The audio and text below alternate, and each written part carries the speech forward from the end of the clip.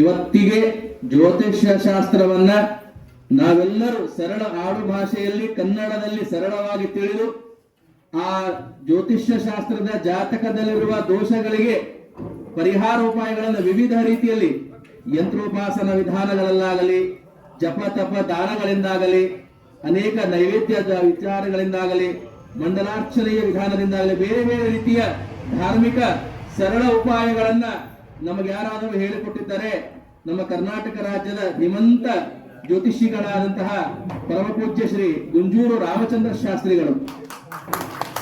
ಅವರ ಗ್ರಂಥಗಳೇನಿದಾವೆ, ಯಂತ್ರರಾಜ ಅನ್ನುವ ಒಂದು ಗ್ರಂಥವಿದೆ. ಅತ್ಯುತ್ತಮವಾದ ಸುಲಭ ಶ್ರೇಷ್ಠವಾದ ಗ್ರಂಥ.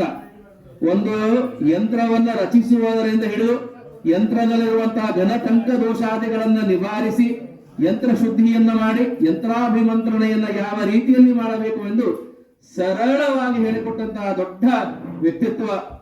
ಅಂತಹ ಮನೆತನದಲ್ಲಿ ಅದೇ ಶ್ರೇಣಿಯಲ್ಲಿ ಅದೇ ವಿದ್ವತ್ತನ್ನ ಕಾಪಾಡಿಕೊಂಡು ಬಂದಂತಹ ಇವತ್ತಿನ ನಮ್ಮ ಕಾರ್ಯಕ್ರಮದ ಅಧ್ಯಕ್ಷತೆಯನ್ನು ವಹಿಸಿರುವಂತಹ ಶ್ರೀ ಪ್ರಕಾಶ ಗುಂಜೂರು ರಾಮಚಂದ್ರ ಶಾಸ್ತ್ರಿಗಳ ಅವರ ಮಗನಿಗೆ ನಾವು ಹೃದಯಪೂರ್ವಕ ಸ್ವಾಗತವನ್ನು ಕೋರುತ್ತಾ ಈ ಒಂದು ಉಪನ್ಯಾಸ ಕಾರ್ಯಕ್ರಮವನ್ನು ನಡೆಸಿಕೊಡಬೇಕಾಗಿ ಅವರಲ್ಲಿ ನಾನು ಪ್ರಾರ್ಥನೆಯನ್ನು ಮಾಡ್ತೇನೆ.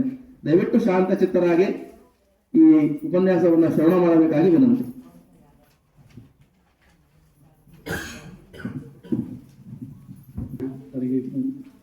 ಬೆಳಗಿನ ಹೇಳಿದ ಪ್ರಾರ್ಥನೆ ಇದು ಎಲ್ಲ ಗಣೇಶ ಗಿಡ ಹುಟ್ಟುಹಬ್ಬ ಗೊತ್ತಿರಲಿಲ್ಲ. ಅದರಿಂದ 72ನೇ ವರ್ಷದ ಹುಟ್ಟುಹಬ್ಬಕ್ಕೆ ತಾಯಿ ಶ್ರೀಚಕ್ರ ದೇವತೆ ರಾಜರಾಜೇಶ್ವರಿ ಇನ್ನೂ ಆಯುಸ್ಸು ಆರೋಗ್ಯ ಕೊಟ್ಟು ಕಾಪಾಡಲಿ ಅಂತ ಕೇಳ್ಕೊಂತೀನಿ. ಶ್ರೀ ಪರ್ವತ ಶಿಲಾಸ್ಥಾನೆ ಕೇದಾರಸ್ತು ಲಲಾಟಕೆ ವಾರಣಾಸಿ ಮಹಾಪ್ರಾಜ್ಞ ಭ್ರುವೋರ್ಗ್ರಾಣಸ್ಯ ಮಧ್ಯಮಿ ಕುರುಕ್ಷೇತ್ರಂ ಕುಚಸ್ಥಾನೆ ಪ್ರಯಾಗಂ ಋಸ್ಸರೋಹಿ ಚಿದಂಬರಂ ತರುನ್ಮಧ್ಯಂ ಆಧಾರಂ ಕಮಲಾರಿಗೆ ಇಂಥ ಜಾಬಾಲಿ ಮಹರ್ಷಿಗಳು ರುದ್ರ ವ್ಯಾಮಿಡ ತಂತ್ರದಲ್ಲಿ ನಾನಾನು ತಂತ್ರದಲ್ಲಿ ಹೇಳಿದರು. ಇಂಥ ಕ್ಷೇತ್ರಗಳನ್ನ, ಇಂಥ ಜ್ಯೋತಿಷ್ಯ, ಶಿಲ್ಪ, ವಾಸ್ತು ಸಕಲ ವಿದ್ಯೆಗಳನ್ನು ತನ್ನ ಹೃದಯದಲ್ಲಿಟ್ಕೊಂಡಿರ್ತಕ್ಕಂಥ ಪ್ರಪಂಚವನ್ನೇ ಪರಿಪಾಲಿಸ್ತಕ್ಕಂಥ ಶ್ರೀಚಕ್ರ ಮಹಾನಗರ ಸಾಮ್ರಾಜ್ಞಿ ಶ್ರೀ ರಾಜರಾಜೇಶ್ವರಿಯ ತಾಯಿ ಕೊಟ್ಟಿರೋ 64 ವಿದ್ಯೆಗಳೇ ಜ್ಯೋತಿಷಾಸ್ತ್ರ 64ನೇ ವಿದ್ಯೆ. ಈ ವಿದ್ಯೆ ಪೂರ್ವಜನ್ಮ ಸುಕೃತದಿಂದ ನಮಗೆ ಒಲಿದು ಬರುತ್ತೆ. ಅನೇಕ ಗುರುಗಳ ಸಂಯೋಗ, ಗುರುಗಳ ಸೇವೆ, ಗುರುಗಳ ಒಂದು ಮಾಡಿರ್ತಕ್ಕಂಥ ಪಾದಪೂಜೆ, ಅವರ ಸ್ಮರಣೆಯಿಂದ ಈ ವಿದ್ಯೆ ನಮಗೆ ಒಲಿದು ಬರುತ್ತೆ. ಅದಕ್ಕೆ ಸದ್ಗುರುವಿಂದ ಇರೋ ವಿದ್ಯೆ ಅಥವಾ ತಾಯಿ ಅನುಗ್ರಹವಿಂದ ಇರೋ ವಿದ್ಯೆ ಗುಡ್ಡಿ ವಿದ್ಯೆ ಅಂತ ಹೇಳಿದ್ದಾರೆ. ಆದ್ದರಿಂದ ಜ್ಯೋತಿಷಾಸ್ತ್ರ ಮಹಾ ಪವಿತ್ರವಾದದ್ದು.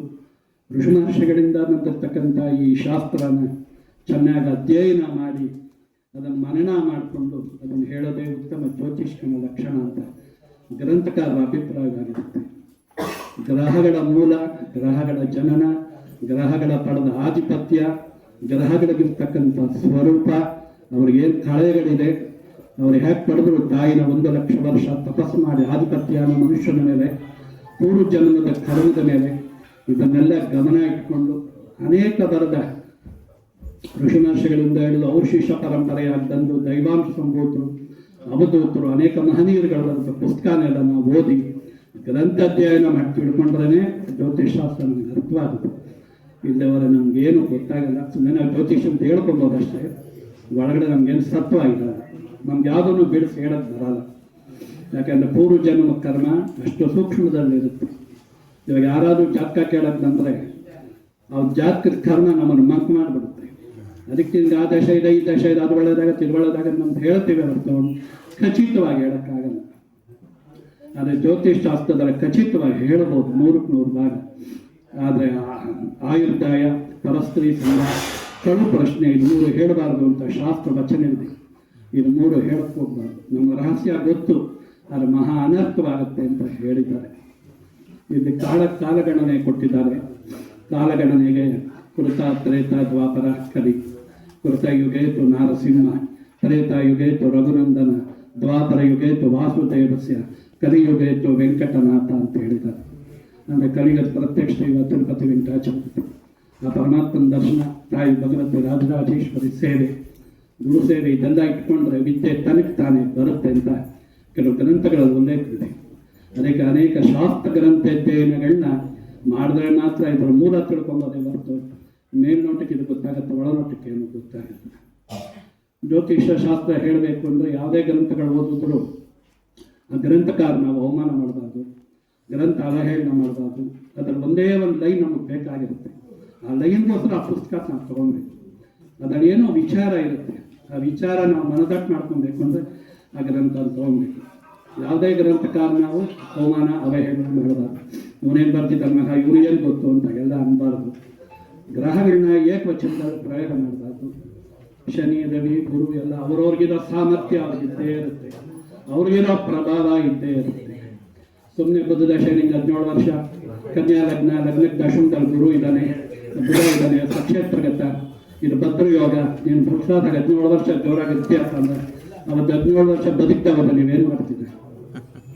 ಅದರಿಂದ ಪಂಚಮಹಾಪುರುಷಗಳು ಭದ್ರಯೋಗನೂ ಒಂದು ನಿಜ. ಆದರೆ ಆ ಬುಧನು ಎಷ್ಟು ಸೂಕ್ಷ್ಮತೆ ಕೊಡ್ತಾನೆ, ಎಲ್ಲಿರ್ತಾನೆ, ಯಾವ ನಕ್ಷತ್ರದಲ್ಲಿ ಇರ್ತಾನೆ, ಬುಧ ನಕ್ಷತ್ರದಲ್ಲಿ ಯಾರಿದ್ದಾರೆ ಅವನು ಗಮನಿಸ್ಕೊಂಡು. ಒಂದು ವೇಳೆ ಕನ್ಯಾ ಲಗ್ನವಾಗಿ ದಶಮದಲ್ಲಿ ಬುಧನು, ಅಲ್ಲಿ ಮೃಗಶಿರ 3, 4, ಪುನರ್ವಸು 4, 3 ಪಾದಗಳು, 6 4 ಪಾದಗಳು ಬರುತ್ತೆ. ಅಲ್ಲಿ ಮೃಗಶಿರ 1ನೇ ಪಾದದಲ್ಲಿ, ಮೃಗಶಿರ 3ನೇ ಪಾದದಲ್ಲಿ ಇದ್ದರೆ ತದಧಿಪತಿ ಕುಜ ಲಗ್ನ, ಕನ್ಯಾ ಲಗ್ನಕ್ಕೆ ಅಷ್ಟೊಂದಲ್ಲಿ ಇತ್ತು ಅಂದರೆ ಬುಧ ದಶದ ಅವನಿಗೆ ಅಪಘಾತವಾಗಿತ್ತು ಅಂದರೆ ನೀವು 17 ವರ್ಷ ಚೆನ್ನಾಗಿದ್ದಾರೆ ಅಂದರೆ ಏನು ಬಂತು? ಬುಧನ ಬಂಧುಕಾರಕ, ಸೋದರಮಾವ. ಆದರೆ ಸೋದರಮಾವ ಮರಣವಾಗುತ್ತೆ, ಬಂಧುಗಳು ಭೂಮಿಯ ಹಕ್ಕಿನಲ್ಲಿ ವಿರೋಧ ಪಡಿಸ್ಕೊತಾರೆ, ಬಂಧುಗಳಿಗೆ ತೊಂದರೆಯಾಗಿ ಬುಧ ದಶದ ಇವನು ನಾಮಾವಶೇಷ ಇದ್ದವರು. ಕಾರಣ ಬುಧನ ಸ್ವಕ್ಷೇತ್ರಗತನಿಂದ ಆಗಾಯ್ತಾ ಅಲ್ಲ. ಬುಧನಿರೋ ನಕ್ಷತ್ರಾಧಿಪತಿ ಕುಜ, ಬುಧ ಕುಜ ಪರಸ್ಪರ ಶತ್ರುಗಳು. ಆದ್ದರಿಂದ ಆ ಶತ್ರುಪಾನ ಕೊಟ್ಟ. ಇದು ಬುಧನ ತಪ್ಪ, ಕುಜನ ತಪ್ಪ, ನೀವು ಗ್ರಹಚಾರ ತಪ್ಪ, ಅದು ಜ್ಯೋತಿಷ್ಕನ ತಪ್ಪ, ಸರಿಯಾಗಿ ನೋಡಿ ಹೇಳದೆ.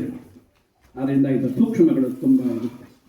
ಯಾವ ಗ್ರಹ ಯಾವ ನಕ್ಷತ್ರದಲ್ಲಿರುತ್ತೆ ಆ ನಕ್ಷತ್ರಾಧಿಪತಿ ಆಧಿಪತ್ಯದಂತೆ ಆ ಗ್ರಹಗಳ ಜಾತಕ ಫಲಾಫಲ ಕೊಡುತ್ತಿದೆ. ಜಾತಕದಲ್ಲಿ ಬಲಭಾಗ ಶರೀರ ಬಲಭಾಗ, ಜಾತಕದಲ್ಲಿ ಎಡಗಡೆ ಭಾಗ ಶರೀರದ ಎಡಭಾಗ. ಇಲ್ಲಿ ರವಿನೂ ಪಾಪಗ್ರಹ ಅಂತ ಹೇಳಿದ್ದಾರೆ. ಶುಭ ಗ್ರಹಗಳು ಪಾಪಗ್ರಹ ನಕ್ಷತ್ರದಲ್ಲಿದ್ದರೆ ಆಧಿಪತ್ಯ ಕಳ್ಕೊಂತಾರೆ, ಪಾಪಗ್ರಹಗಳು ಶುಭ ನಕ್ಷತ್ರದಲ್ಲಿದ್ದರೆ ಆಧಿಪತ್ಯ ಕೆಟ್ಟೋಗುತ್ತೆ. ನೋಡಿದ್ರೆ ಎಷ್ಟು ಚೆನ್ನಾಗಿಟ್ಟಿದ್ದಾರೆ. ಇದೇನಾಗದೆ ಶುಭ ಗ್ರಹಗಳು ಫಲ ಕೊಡೋಲ್ಲ ಅಂದರೆ ಅವರಿರೋ ನಕ್ಷತ್ರ ಆಧಿಪತ್ಯ ಚೆನ್ನಾಗಿದ್ದರೆ ಮಾತ್ರ ಅವರ ದಶಾಭಕ್ತಿಗಳಲ್ಲಿ ಆ ಫಲ ಕೊಡ್ತಾರೆ. ಈಗ ಗುರು ದಶೆ ಪುತ್ರಕಾರಕ, ಗುರು ಚೆನ್ನಾಗಿದ್ದಾನೆ, ನಿಮ್ಮ ಮಗು ಆಗುತ್ತೆ, ಮದುವೆ ಆಗಿದ ತಕ್ಷಣ ಅಂದರೆ ನನ್ನ ಮಕ್ಕಳೇ ಆಗಲ್ಲ ಗುರು ದಶೆ. ಏನು ಕಾರಣ? ಅದು ಗುರು ಧನ ಲಗ್ನಾನೇ ಅಂತ ಇಟ್ಕೊಳ್ಳಿ. ಲಗ್ನ ಚತುರ್ಥಾಧಿಪತಿ ಗುರು, ಪುತ್ರಕಾರಕ, ಜೊತೆಗೆ ಅದೃಷ್ಟಕಾರಕ, ದೈವಿಕ ಬಲಕಾರಕ. ಯಾಕೆ ಮಕ್ಕಳು ಕೊಡೋದಿಲ್ಲ? ಅಲ್ಲಿ ಗುರು 7ನೇ ಮನೆಯಲ್ಲಿದ್ದಾನೆ, ಲಗ್ನ ನೋಡ್ತಾನೆ, ವಿಶೇಷ ಜಾತಕ, ಸಾಂಪ್ರದಾಯಿಕವಾಗಿ ಜಾತಕ ನೋಡದೆ ಬಲಿಷ್ಠವಾಗಿದೆ. ಆದರೆ ಗುರು ಇರೋ ನಕ್ಷತ್ರ ರಾಹು, ಆರಿದ್ರ. ಆ ರಾಹು ಬುಧನ ಜೊತೆಯಲ್ಲಿದ್ದಾನೆ. ಅಂದ ಗುರು ಆಕಾಶ ತತ್ವ, ಬುಧ ಪೃಥ್ವಿ ತತ್ವ. ಆಕಾಶಕ್ಕೂ ಭೂಮಿಗೆ ಅಂತರ ಜಾಸ್ತಿ, ಅದಕ್ಕೆ ಮಕ್ಕಳು ಕೊಡಲಿ. ಆದರೆ ಗುರು ಅದೃಷ್ಟಕಾರಕ, ವಿದ್ಯಾಕಾರಕ, ಅಪಾರ ಜ್ಞಾನಕಾರಕ, ಸಾಧಾರಣ ವಿದ್ಯಾ ಬುದ್ಧಿಕಾರಕ ಬುಧ. ವಿಪರೀತ ಜ್ಞಾನ, ಶಾಸ್ತ್ರ ಅಧ್ಯಯನ, ಹೇಳಿದ್ದನ್ನು ಕೇಳಿದ ತಕ್ಷಣ ಹೇಳತಕ್ಕಂಥ ಸಾಮರ್ಥ್ಯದ ಗ್ರಹ ಗುರು. ಅದರಿಂದ ಬೃಹಸ್ಪತ್ಯಾಚಾರ್ಯನು ಅಂತ ಕರೆದಿದ್ದಾರೆ. ಅಂದ ದೇವತೆಗಳ ಗುರು, ದೇವತೆಗಳ ದೇವರು ಶನಿ. ಅಂದ ಗುರು ಶನಿನೇ ಪ್ರಧಾನವಾಗಿ ಪರಾಶರರು, ಬೃಹಜ್ಜಾತಕದಲ್ಲಿ ವರಾಮಿಯರು, ಮಂತ್ರೇಶ್ವರರು, ವೆಂಕಟೇಶ್ವರ ದೈವಜ್ಞ ಸರ್ವಾಚಿಂತಾಮಣಿ ಬರೆದ ಸಂಕೇತ ನಿಧಿಬದ್ಧ ಮಹಾದೇವರು ಇವರಿಷ್ಟು ಹೇಳಿದ್ದಾರೆ. ಅಂದ ಗ್ರಹಗಳ ಅಧ್ಯಯನ ಮಾಡಿ ಸೂಕ್ಷ್ಮ ಗ್ರಹಗಳ ಎಲ್ಲೆಲ್ಲ ಅಡಗಿದೆ ನೋಡ್ಕೊಂಡು ಮಾಡಿ ಅದನ್ನೆಲ್ಲ ಹೇಳಿದ್ರೆ ಮಾತ್ರ ಜ್ಯೋತಿಷಾಸ್ತ್ರ ಅರ್ಥವಾಗೋದು. ಏನು ಅಟ್ಟೇಟ್ ಬಿಟ್ಟೇಟು ಹೇಳಿಬಿಟ್ಟೆ ನಾನು ಅಡ್ಗೊಳ ಮೇಲೆ ದೀಪ ನಾನು ಹೇಳಿ ನಡೆಯುತ್ತೆ ಅಂದರೆ ತಪ್ಪಾಗುತ್ತೆ. ಯಾವುದನ್ನೇ ಏನೇ ಹೇಳಿದ್ರು ಮಾಡಿದ್ರು ಕೂಡ ಪೂರ್ವ ಜನ್ಮ ಕರ್ಮಕ್ಕೆ ತಕ್ಕಂತೆ ಆ ಗ್ರಹಗಳು ಫಲ ಕೊಡುತ್ತೆ ಹೊರತು ಅನ್ಯ ಮಾರ್ಗದಲ್ಲಿ ಕೊಡೋದಿಲ್ಲ. ನನಗೆಷ್ಟೇ ದಶಾ ಬಲಿಷ್ಠವಾಗಿದ್ದರೂ ಒಂದು ಪೂರ್ವಕರ್ಮ ಅನುಸರಿಸಿ ಅದು ಕೊಡುತ್ತೆ. ಯಾವುದೇ ಗ್ರಹಗಳು ದಶೆ ಕೊಡಬೇಕಾದ್ರೂ ಶನಿ ಕೇಳ್ತಾರೆ. ಶನಿ ಯಾವುದೇ ಗ್ರಹದ ಫಲವನ್ನು ಕೈಗೆ ಎಟಕದಂತೆ ಮಾಡುವ ಗ್ರಹ ಅಂತ ಕಾಳಿದಾಸರು ಹೇಳ್ಬಿಟ್ಟಿದ್ದಾರೆ. ಆದ್ದರಿಂದ ಕಾಳಿದಾಸರ ವಾಕ್ಯ ಉತ್ತರ ಕಾಲಾಮೃತದ 19ನೇ ಅಧ್ಯಾಯ 21ನೇ ಶ್ಲೋಕ ಓದಿ ಇದು ನಿಮಗೆ ಪೂರ್ಣವಾಗಿ ಗೊತ್ತಾಗುತ್ತೆ. ಶನಿ ಪ್ರಭಾವ. ನನ್ನ ಶನಿ ಪ್ರಭಾವದಿಂದ ತಪ್ಪಿಸ್ಕೊಂಡು ಒಂದು ದೇವತೆಗಳೇ ಇಲ್ಲ, ಯಾರೂ ಇಲ್ಲ, ಈ ಮನುಷ್ಯ ಅವನ ಲೆಕ್ಕಕ್ಕೆ ಇಲ್ಲ. ಯಾವುದನ್ನೇ ಏನೇ ಕೊಡಬೇಕಾದ್ರೂ ಅವನು ಡೈಬೆಟಿಟಿಸ್ ಕಳೆದು ಅಕೌಂಟಲ್ಲಿ ಸೆಟ್ಲ್ ಮಾಡಿ ಲೆಕ್ಚರ್ ಕ್ಲೋಸ್ ಮಾಡ್ಬಿಡ್ತಾನೆ. ಅದರಿಂದ ಆಯುಷ್ಕಾರಕನಾದ್ದರಿಂದ ಕರ್ಮ ಜೀವನೋಪಾಯಕರ ಆಗಿದ್ದರಿಂದ ಶನಿ ಗಮನಿಸಿ. ಶನಿ ದೃಷ್ಟಿಯಲ್ಲಿರುತ್ತೆ. ಶನಿ ಯಾರು ನೋಡ್ತಾನೆ, ಶನಿ ಯಾವ ನಕ್ಷತ್ರದಲ್ಲಿದ್ದಾನೆ, ಶನಿ ಯಾವ ಮನೆಯಲ್ಲಿದ್ದಾನೆ, ಆ ಗ್ರಹದ ಆಧಿಪತ್ಯನ ಅವನು ಕೇಳಿಸ್ತಾನೆ. ಆದರೆ ಶನಿ ಒಳ್ಳೆಯವನಾಗಿದ್ದಾನೆ, ಒಳ್ಳೆಯವನೇ ನಿಜ. ಆದರೆ ಅವ್ನು 30 ವರ್ಷದ ಅವ್ನು ಕೊಡೋದು 28 ವರ್ಷ ಕಷ್ಟಗಳು, 2 ವರ್ಷನೇ ಅವ್ನು ಕೊಡೋ ಫಲ ಒಳ್ಳೇದು. ಆ ಒಳ್ಳೆಯದಲ್ಲಿ 28 ವರ್ಷ ಕಳೆದಿದ್ದು ಅವ್ನು ಸಂಪಾದನೆ ಮಾಡೋಕ್ಕಾಗಲ್ಲ. ಅದಕ್ಕೆ ಜ್ಯೋತಿಷಾಸ್ತ್ರದ ಒಂದು ಮಾತಿದೆ, ಆರ್ಜಿಸುವುದನ್ನು ಬೆಳೆಸುವುದಕ್ಕಾಗುವುದಿಲ್ಲ, ಗಳಿಸುವುದನ್ನು ಬೆಳೆಸಕ್ಕಾಗುವುದಿಲ್ಲ, ಬೆಳೆಸಿದ್ದನ್ನು ಉಳಿಸಕ್ಕಾಗುವುದಿಲ್ಲ, ಉಳಿಸಿದ್ದನ್ನು ಮತ್ತೆ ಜೀರ್ಣ ಮಾಡಿಕೊಳ್ಳಲು ಆ ವ್ಯಕ್ತಿಗೆ ಇರುವುದಿಲ್ಲ ಅಂತ ಹೇಳ್ಬಿಟ್ಟಿದ್ದಾರೆ. ಆದ್ದರಿಂದ ಶನಿ ಪ್ರಭಾವನ, ಗ್ರಹಗಳ ಪ್ರಭಾವನ ಸರಿಯಾಗಿ ಗಮನಿಸಿ. ಆಯಾಯ ಗ್ರಹಗಳು ಬಲಿಷ್ಠ. ಅವನು ಯಾವುದೇ ರೀತಿಯ ಪೂಜೆ ಏನು ಮಾಡ್ತಾನೆ, ಅವನೇನು ಮಾಡ್ತಾನೆ, ಅವನ ದಶಾಭಕ್ತಿ ಬಂದಾಗ ಅವ್ನು ಮಾಡಿಬಿಡ್ತಾನೆ. ತಡೆಯೋ ಶಕ್ತಿ ಮಾನವನಿಗಿಲ್ಲ. ಆದ್ದರಿಂದ ರವಿದಶೆ ಪಿತೃವಿಯೋಗ, ಚಂದ್ರದಶೆ ಮಾತೃವಿಯೋಗ, ಬುಧದಶೆ ಬಂಧು ಸೋದರ ಮಾವ ಬಾಂಧವ್ಯ ವಿಯೋಗ, ಗುರುದಶೆಯಲ್ಲಿ ಪುತ್ರ ವಿಯೋಗ, ಪುತ್ರರಿಂದ ದೂರ, ಪುತ್ರರಿಂದ ಕೋರ್ಟ್ ವ್ಯವಹಾರ ಬಾಧೆಗಳು, ಮಂತ್ರಶಕ್ತಿ ಹಾಳಾಗೋದು, ಮಂತ್ರನ ಕಳ್ಕೊಳ್ಳೋದು, ಗುರುಪೀಠದಿಂದ ಅವಮಾನ, ತಿರಸ್ಕಾರ ಮನೋಭಾವ, ಅಧಿಕಾರ ಪದಚ್ಯುತಿ, ಅಧಿಕಾರ ಕಳ್ಕೊಳ್ಳೋದು ಹೀಗಾಗಿರುತ್ತೆ. ಶುಕ್ರನಿಂದ ಪತ್ನಿ ದ್ವೇಷ, ಪತ್ನಿ ಶಾಪ, ಪತ್ನಿಗೆ ಕೋಪಕ್ಕೆ ಒಳಗಾಗೋದು, ಇಂದ ಅನ್ಯ ಸ್ತ್ರೀ ಸಂಘದಿಂದ ಮಾಡಿ ತನ್ನ ಜೀವನ ಕಳ್ಕೊಳ್ಳೋದು, ಇಷ್ಟೆಲ್ಲ ಶುಕ್ರನಿಂದ ನಡೆದೋಗುತ್ತೆ. ಶನಿಯಿಂದ ಅವಮಾನ, ಸಾಲಗಾರ ಜೀವನ, ಇತರ ಹಂಗಿನಲ್ಲಿ ಬದುಕುವುದು, ಬೇಡಿ ಜೀವನ, ನಾನಾ ರೀತಿ ಕಷ್ಟ, ಅಲೆಮಾರಿ ಜೀವನ, ತಿರುಗಾಟ, ಸುತ್ತಾಟ. ರಾಹುವಿಂದ ಮಾತಾಮಹ ಸುಖ ಸಿಕ್ಕಿದ್ರು ಅನೇಕ ಹೇಳಿದ್ರೆ ಆಯುರ್ವೇದ ವಿದ್ಯೆ ಕೊಡೋನೇ ರಾಹು. ರಾಹು ಬಲಿಷ್ಠಿದ್ದರೆ ಮಾತ್ರ ಆಯುರ್ವೇದ ಕೊಡ್ತಾನೆ. ಜೊತೆಗೆ ಮಂತ್ರಶಾಸ್ತ್ರ, ಇಂದ್ರಜಾಲ, ಮಹೇಂದ್ರಜಾಲ, ಷಟ್ಕರ್ಮ ವಿದ್ಯೆ, ಗಾಯತ್ರಿ ಮಹಾಮಂತ್ರ ಮೂಲ ವಿದ್ಯೆ, ಇದು ಕೊಡೋದೇ ರಾಹು. ಇದು ಮಾಧ್ವನಿ ಗಂಟುವಿನಲ್ಲಿ ರಾಹುನ ಧನ್ವಂತರಿ ಸ್ವರೂಪನಾದ ಮಹಾವಿಷ್ಣು ಕೊಂಡಿದ್ದಾನೆ. ಆದ್ದರಿಂದ ಧನ್ವಂತರಿ ಶಕ್ತಿ ರಾಹುನಲ್ಲಿದೆ. ಅಂತ ರಾಹು ಮಂತ್ರ ಸರಿಯಾಗಿ ಜಪಿಸಿ, ರಾಹು ಕಾರಕತ್ವ ಅವನು ದುರ್ಗಾಂಶದಿಂದ ಉತ್ಪನ್ನ ಚಂಡಿ ಪಾರಾಯಣ, ಚಂಡಿ ಹೋಮ, ಚಂಡಿ ಅನುಷ್ಠಾನ ಇಟ್ಕೊಂಡು ಎಂಥ ರೋಗಗಳನ್ನಾದರೂ ಆ ಜ್ಯೋತಿಷನು ಪರಿಹಾರ ಮಾಡೋಕ್ಕೆ ಹೇಳುತ್ತೆ. ಆಧಿಪತ್ಯ ಜ್ಞಾಪಕ ಶಕ್ತಿ ಸಿಗುತ್ತೆ. ಒಬ್ಬ ವೈದ್ಯನು ಇದನ್ನು ಸಿದ್ಧಿ ಮಾಡ್ಕೊಂಡೆ ಎಂತಹ ರೋಗ ಕೂಡ ವಾಸಿ ಮಾಡಬೇಕು.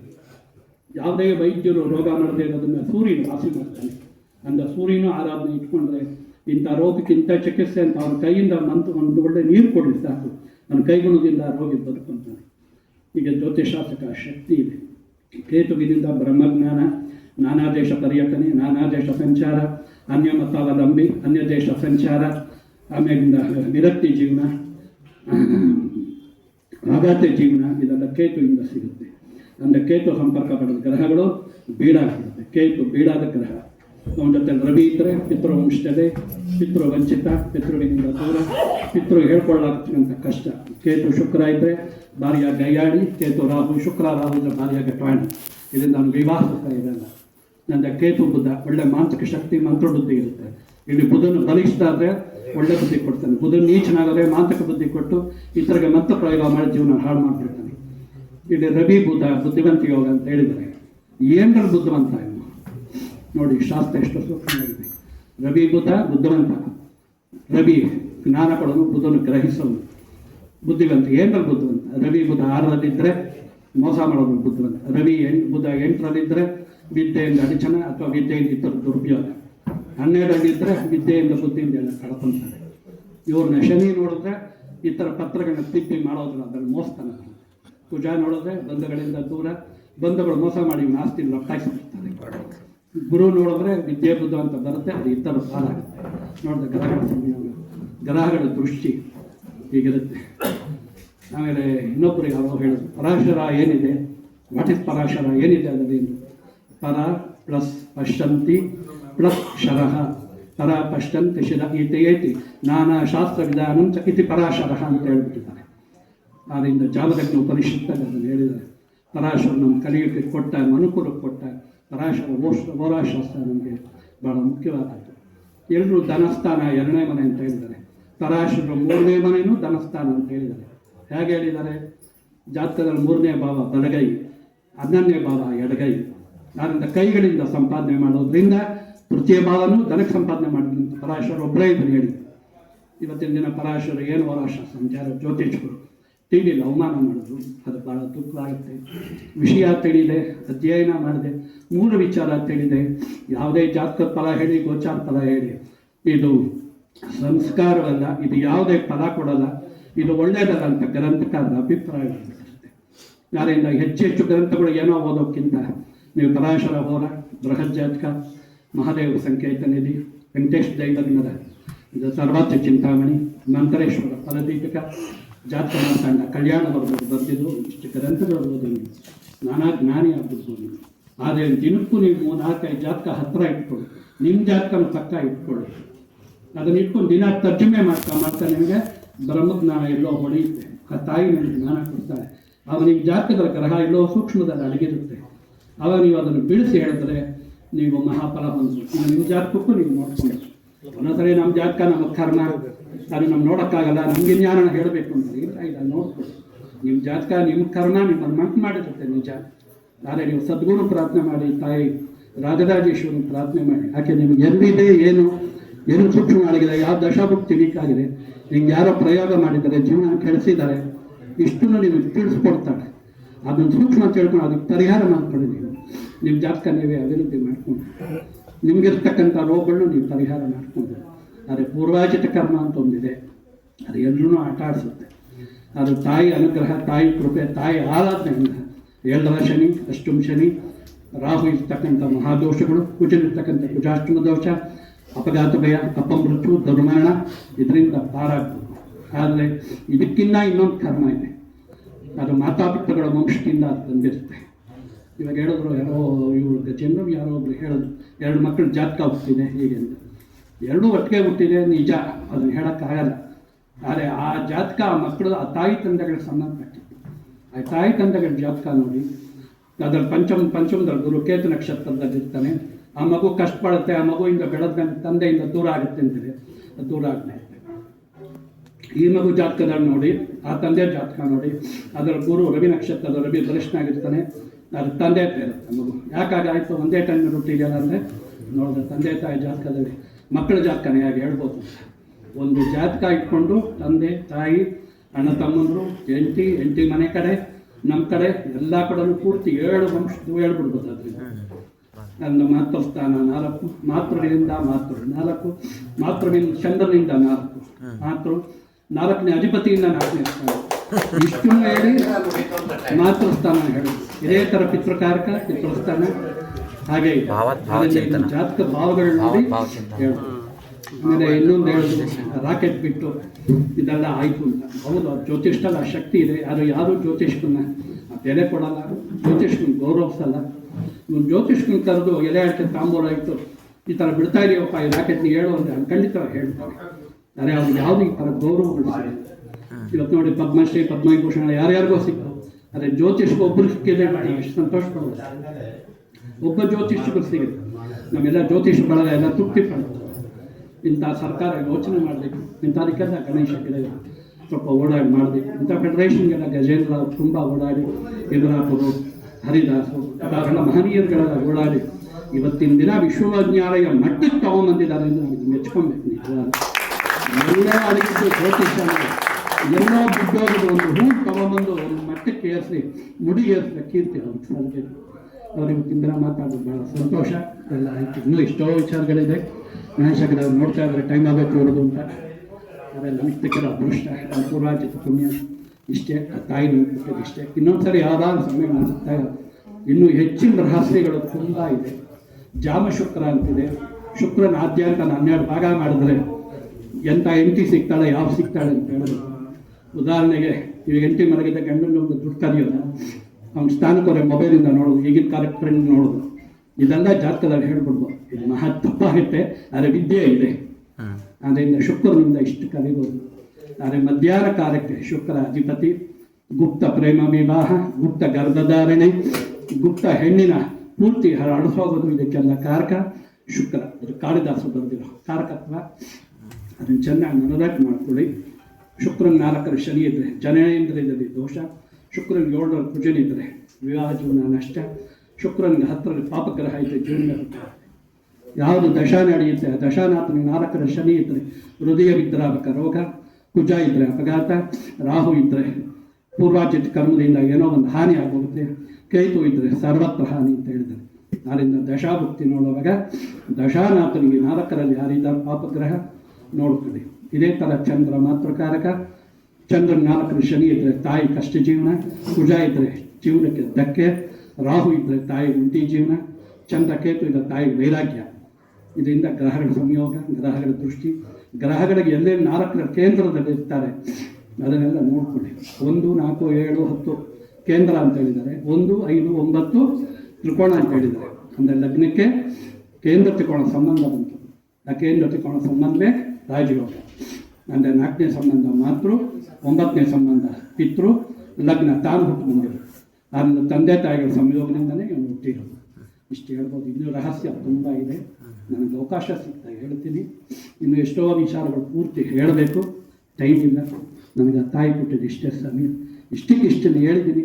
ನನ್ನಿಂದೇನು ಅಪರಾಧ ತಪ್ಪಾಗಿದೆ, ಆಶೀರ್ವಾದ ಮಾಡಿ. ರಾಜರಾಜೇಶ್ವರಿ